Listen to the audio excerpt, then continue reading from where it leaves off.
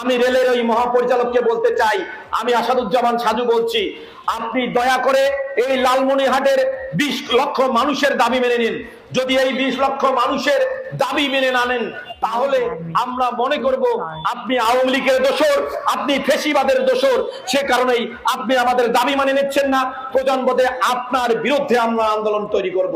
বুড়িমারি থেকে চালুর বাইরে কোনো হলং সোলং ঝালটি ঝাটান কথা চলবে না, আমরা মানব না। যদি বুড়িমারি এক্সপ্রেস এবং লালমনিরহাট এক্সপ্রেস বুড়িমারি থেকে চালুর বাইরে অন্য কোনো ডিসিশন নেন, অন্য কোনো সিদ্ধান্ত নেন, যদি সোজা আঙ্গুলে ঘি না ওঠে, আঙ্গুল কিভাবে বাঁকা করতে হয় তা আমরা হারে হারে জানি। আমরা শুধু এই হাতিবান্ধায় বসে থেকে আন্দোলন করব না, আমরা প্রয়োজনে লালমনিরহাট রেল বিভাগ ভবন আমরা ঘেরাও করব।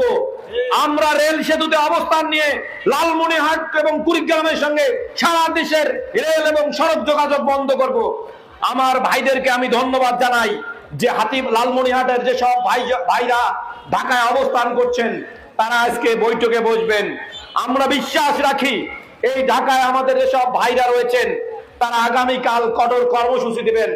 আমরা মনে করি তাদের এই কর্মসূচি রাজধানী ঢাকায় আমাদের আন্দোলনকে নতুন মাত্রা দিবে, নতুন পথ দিবে, নতুন জীবন দিবে।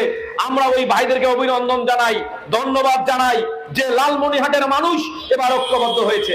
আরে ভাই, আমি আগেই বলছি, এই আন্দোলন আমার সাজুর না, এই আন্দোলন কোয়েল ভাইয়ের না, এই আন্দোলন ফারুক ভাইয়ের না, এই আন্দোলন কমরেড শওকত চাচার না, এই আন্দোলন মতি ভাইয়ের না, এই আন্দোলন সবার।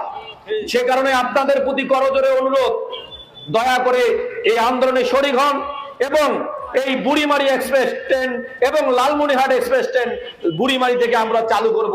এর বাইরে কোনো হলং সলং কথা, এর বাইরে কোনো আলফাল কথা, এর বাইরে কোনো ঝালটি ঝাটান কথা আমরা শুনতে চাই না, শুনবো না।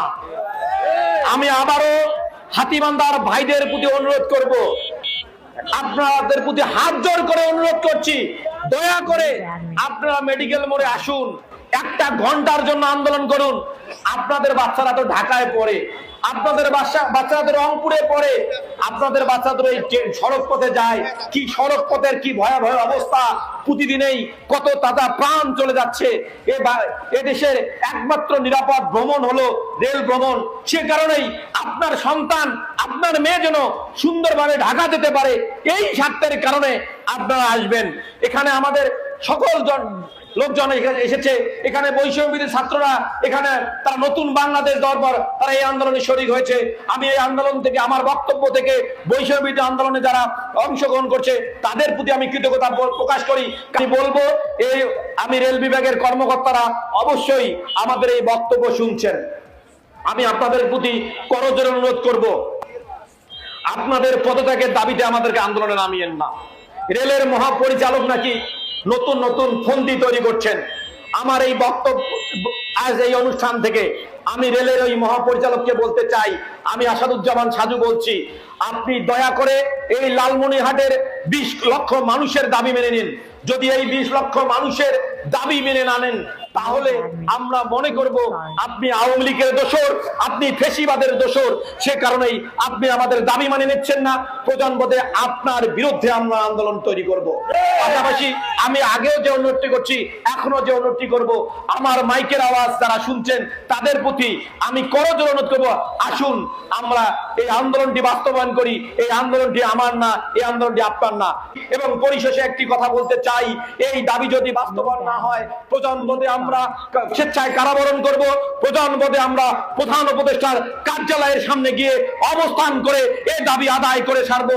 এই বুড়িমারি এক্সপ্রেস ট্রেন এবং লালমনিরহাট এক্সপ্রেস ট্রেন বুড়িমারি থেকে চালুর বাইরে কোনো হলং সোলং ঝালটি ঝাটান কথা চলবে না, আমরা মানব না। সবাইকে ধন্যবাদ।